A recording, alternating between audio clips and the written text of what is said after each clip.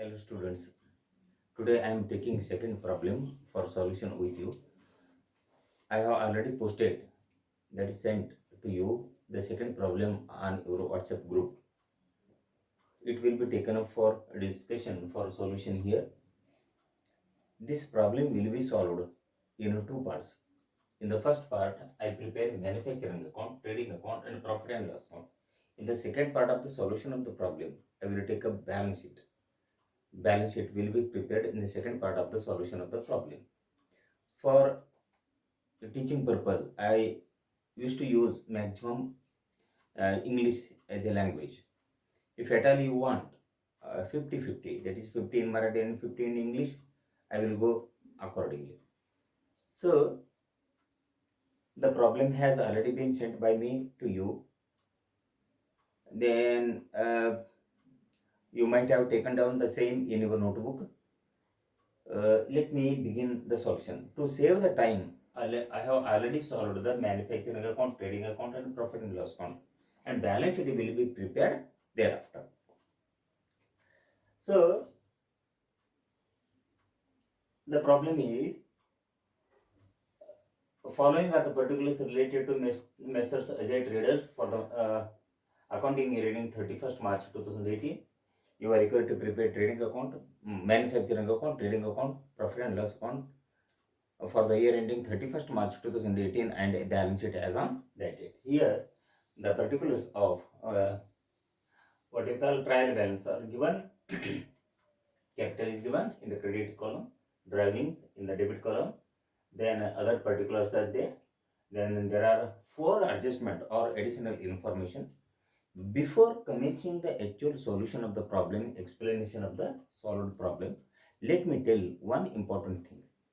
That is, here in this problem there are 2 parts. One is trial balance and second one is additional information or adjustments. Okay. Keep in mind one thing.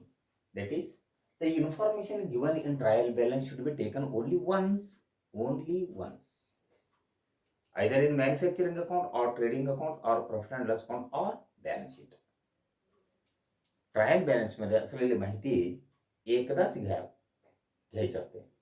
एकतर manufacturing account अथवा trading account अथवा profit and loss account अथवा balance sheet एकदाच घ्यायची असते. पण additional information अथवा adjustment मध्ये असलेले विषय दोनदा घ्यायचे असते. फर्स्ट टाइम एकतर ट्रेडिंग मॅन्युफॅक्चरिंग अकाउंट नाहीतर ट्रेडिंग अकाउंट नाहीतर profit and loss account first time ते 3 पैकी कुठले तरी एकदा घ्या. आणि सेकंड टाइम कंपल्सरी घ्यायचे असते कुठे? बॅलन्स शीट, एकतर लायबिलिटी साइड अथवा asset side as the case may be, जसं आहे तसं जे नियम अप्लाय होईल ते. हे अतिशय महत्त्वाचं माहिती तुम्ही लक्षात ठेवायची असते. सो ह्या फायनल अकाउंट्समध्ये जे काही फायनल अकाउंट्स म्हणजे वर्षाच्या शेवटी आम्ही तयार करतो ते अकाउंट्स, अखेर खाता अथवा फायनल अकाउंट्स म्हणतात, अंतिम खाता.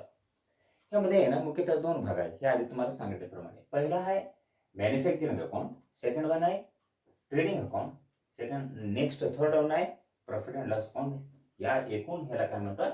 लक्षात ठेवा, रेव्हेन्यू अकाउंट्स अथवा महसूल खाता असं म्हणतात. आणि सेकंड वन आहे तर सेकंड पार्टमध्ये फायनल अकाउंट्स ते कोणते? बॅलन्स शीट आहे. बॅलन्स शीट म्हणजे list of assets and liability. ह्या अतिशय महत्त्वाची माहिती तुम्ही लक्षात ठेवायची असते. सो मॅन्युफॅक्चरिंग अकाउंटचा मुख्य उद्देश म्हणजे cost of goods manufactured calculation करायचं. हे ट्रान्सफर करतो 6,30,000 येते. Sir, manufacturing, the main purpose of the manufacturing account is to calculate cost of goods manufactured. हे पहिला महत्त्वाचं माहिती लक्षात ठेवा. Then trading, second account is trading account. Trading account is prepared to calculate gross profit. एकदा gross loss सुद्धा येऊ शकते. Gross profit or gross loss. Last account revenue accounts मध्ये कोणते? Profit and loss account. Profit and loss account is prepared to calculate either net profit or sometimes net loss. So these are the 3 accounts prepared consecutively. Consecutively म्हणजे सलग एक झाल्यानंतर दुसरं लागोपाठाने तयार करतो मी. Consecutive accounts असं म्हणतो आम्ही. सिरियल अकाउंट्स कॉन्झिक्युटिव्ह अकाउंट्स असं म्हणतात. सो मॅन्युफॅक्चरिंग अकाउंट, त्यानंतर तयार करा ट्रेडिंग अकाउंट, त्यानंतर प्रॉफिट अँड लॉस अकाउंट आणि शेवटी बॅलन्स शीट आहे. Balance sheet not a account. Balance sheet is a statement. लक्ष द्या, balance sheet is not an account, it is a statement of assets and liabilities. त्यामध्ये balance sheet तयार करताना balance sheet account म्हणत नाही, balance sheet is a statement. So पहिला घ्या, कोणते आहे? पहिला कॅपिटल. थोडक्यात सांगतो मी कुठे कुठे घ्यायचं. Capital light side of the balance sheet. Drawings capital मधून वजा करायचं, लेस करा. Purchase of raw materials, manufacturing account to side आहे. Opening stock of raw materials, इथे 2 लाख रुपये सुरुवातीला घ्या.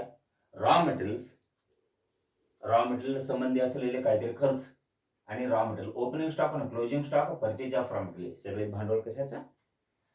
मॅन्युफॅक्चरिंग अकाउंटचा. हे सगळे साहित्याने कशामध्ये येते? मॅन्युफॅक्चरिंग अकाउंटमध्ये. Opening stock of raw material add purchase of raw material add manufacturing expense add other manufacturing expenses. Carriage inward on raw materials आहे, रॉ मटेरियल संबंधित खर्च आहे, इथेच घ्यायचं. राईट. आता closing stock of raw materials असेल तर ते closing stock of finished goods इथे, opening stock of finished goods इथे, opening stock of raw materials आणि closing stock of raw materials इथे घ्यायचं. हे माहिती तुम्ही लक्ष द्या. ओके. आणखी एकदा बघा, मॅन्युफॅक्चरिंग. आता आधी सुरुवातीला घ्या opening stock of raw materials. Raw materials opening stock 2 lakh. Next घ्यायचं परचेज ऑफ रॉ मटेरियल्स आहे 4 लाख रुपये घ्यायचं. त्याला संबंधी असलेले 3 खर्च आहे. कोणते खर्च आहे? पहिला बघा, मॅन्युफॅक्चरिंग एक्सपेन्सेस 20,000. उत्पादन खात आहे ना manufacturing account, manufacturing expense 20,000. Carriage inward on raw materials कोणते? Other manufacturing expenses 30,000. Carriage inward on raw materials equal to किती? 40,000 आहे. इथे घ्यायचं. आणि रॉ मटेरियल ओपनिंग स्टॉक इथे घेतला मी, क्लोजिंग स्टॉक इक्वल टू 60,000 इथे घ्यायचं. Closing stock of raw material should be taken here bye. हे सगळे झाल्यानंतर टोटल करा, 6,90,000 झाले. हे 60,000 आहे, हे वजा करा. हे रक्कम किती आलं मग? 6,30,000 झालं. दिस इज बॅलन्सिंग फिगर. हे दोन्ही मधील डिफरन्स रक्कम. बॅलन्सिंग फिगर म्हणजे डिफरन्स रक्कम किती झाला? 6,30,000. ह्यालाच काय म्हणतो आम्ही? ह्या रकमेला cost of goods manufactured CD. Cost of goods manufactured CD इकडे किती? 6,30,000. सीडी असलेले बीडी होतो इकडे. To cost of goods manufactured equal to किती? ब्रॉट डाऊन रक्कम किती? 6,30,000. त्याच्या आधी लिहायचं opening stock of finished goods असलं तर इथे closing stock of finished goods adjustment मध्ये असतो. इथे ओपनिंग स्टॉक क्लोजिंग स्टॉक हमेशा ऍडजस्टमेंट मध्ये असतो. ओपनिंग स्टॉक दोन्ही संदर्भात लक्षात ठेवायला पाहिजे. कुठे असणार? असायला पाहिजे हे ट्रायल बॅलन्स मध्ये असतो. सर इथे opening stock of finished goods इथे, closing stock of finished goods adjustment अथवा ऍडिशनल इन्फॉर्मेशन दिलेली रक्कम किती? इथे आहे. सो 50,000 झालं. कॉस्ट ऑफ गुड्स मॅन्युफॅक्चर्ड इकडे 6,30,000, इथे 6,30,000 झालं. ओके, ठीक आहे. आता बाय इथे एवढं झालं. हे रेकॉर्ड, हे opening stock of finished goods given in the trial balance finished goods opening stock. त्यानंतर कॉस्ट ऑफ गुड्स मॅन्युफॅक्चर्ड 6,30,000 झाला. त्यानंतर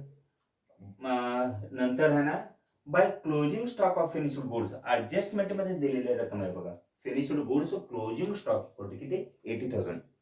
फिनिश्ड गुड्स क्लोजिंग स्टॉक अथवा closing stock of finished goods 80,000 झालं. आता by sale of finished goods आहे कुठे? Trial balance credit column मध्ये दिलेली रक्कम बाय सेल ऑफ. ओके, हे गिवन आहे, दिलेली रक्कम आहे. Opening stock of finished goods हे cost of goods manufactured c d b d झालं. त्यानंतर by sale of finished goods credit column मध्ये ट्रायल बॅलन्स इक्वल टू किती? 15 लाख अथवा 15 लाख येते. त्यानंतर closing stock of finished goods equal to adjustment मध्ये दिलेली रक्कम आहे finished goods closing stock. Oh raw material नाही, रॉ मटेरियल इथे येतो. Closing stock of finished goods equal to 80,000. आता कोणते साईड जादा असेल? कोणते साईड? त्या साईड 15 लाख अधिक 80,000, 15 लाख 80,000. त्यामधून 6,30,000 अधिक 50,000 वजा केल्यानंतर येणारे रक्कम इक्वल टू 9 लाख आहे. त्याला म्हणतो आम्ही gross profit. So by side aggregate total minus to side total equal to 15,80,000 वजा 6,30,000 अधिक 50,000, 6,80,000 इक्वल टू किती झालं रक्कम? 9 लाख. त्या रकमेला काय म्हणतो मी? Gross profit c d. Gross profit carry down equal to किती? 6,90,000. Both side total equal to 15,80,000 झालं. Both side total 15. So to gross profit c d equal to by gross profit brought down rupees किती? 9 लाख झालं. आता जाऊ आम्ही थर्ड अकाउंट जे लागोपाठ आहे ते अकाउंट कोणते? Profit and loss account. पहिले झालं मॅन्युफॅक्चरिंग अकाउंट, त्याचा बॅलन्स इकडे ट्रान्सफर झालाय. ट्रेडिंग अकाउंट, त्याचा बॅलन्स आणि लक्षात ठेवा बीजे ग्रॉस प्रॉफिट इकडे ट्रान्सफर झालाय. आणि profit and loss account. Profit and loss account घेताना कोणते कोणते घ्यायचं? ड्रायव्हिंग परचेज हे येत नाही, मॅन्युफॅक्चरिंग एक्सपेन्सेस हे तिन्ही येत नाही. लक्ष द्या. Opening stock. आता घ्या ऑफिस सॅलरीज किती पेड 10,000. Sundry office expenses 40,000. त्यानंतर ऍडव्हर्टायझिंग इक्वल टू 20,000 आहे. आणि पेड झालं पेएबल इक्वल टू ऍडजस्टमेंट मध्ये किती आहे? 10,000 आहे. 20,000 पेड. ट्रायल बॅलन्स मध्ये असलेले 10,000 payable. Total equal two plus करा किती झालं? 30,000 ऍडव्हर्टायझिंग एक्सपेन्सेस. त्यानंतर फिक्स्ड असेट्स येत नाही, सन्ड्री डेटर्स येत नाही, सन्ड्री क्रेडिट्स येत नाही, कॅश इन हँड येत नाही, आणि इन्व्हेस्टमेंट येत नाही. आता नेक्स्ट आहे ना, आता डेप्रिशिएशन आहे फिक्स्ड असेट्स. आता डेप्रिशिएशनचं एक working note. Depreciation on fixed assets किती आहे बघा? Fixed assets equal to 10% of fixed assets, that is 10 lakh equal to 10 divided by 100 of 10 lakh आहे. फिक्स्ड असेट्स इक्वल टू किती? 10 लाख आहे. इक्वल टू किती झालं रुपीज? 1 lakh. रक्कम किती झाला? डेप्रिसिएशन रक्कम किती? 1 lakh. therefore depreciation of fixed asset at the rate of, असं म्हणजे काय? ऍट म्हणू नका, ऍट द रेट ऑफ म्हणायचं आहे. असं म्हणजे काय? ऍट द रेट ऑफ, या दरानं असा अर्थ होतो. At the rate of 10% on rupees 10 lakh. 10% on 10 lakh equal to किती? 1 lakh. हो, 1 lakh रुपये घेतले. आता बॅड डेट्स रिटर्न ऑफ आहे. सन्डे डेटर्सवर 1 लाख रुपये सन्डे डेट्स आहे. त्यावर आहे ना, सन्डे डेटर्सवर कॅल्क्युलेशन मी करतो. सन्डे डेटर्सवर 10,000 रुपये.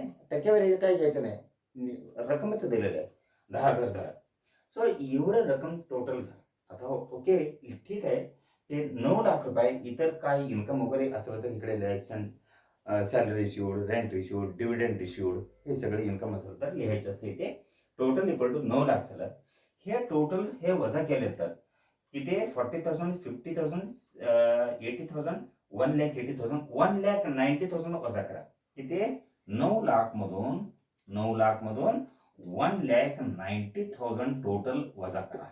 वजा केल्यानंतर जे रक्कम भेटतो ना 7,10,000, ते 7,10,000 रुपये net profit. 7,10,000 equal to net profit CD मध्ये. नेट प्रॉफिट सीडी आहे हे माहिती लक्षात ठेवायचं. त्यानंतर हे किती झालं?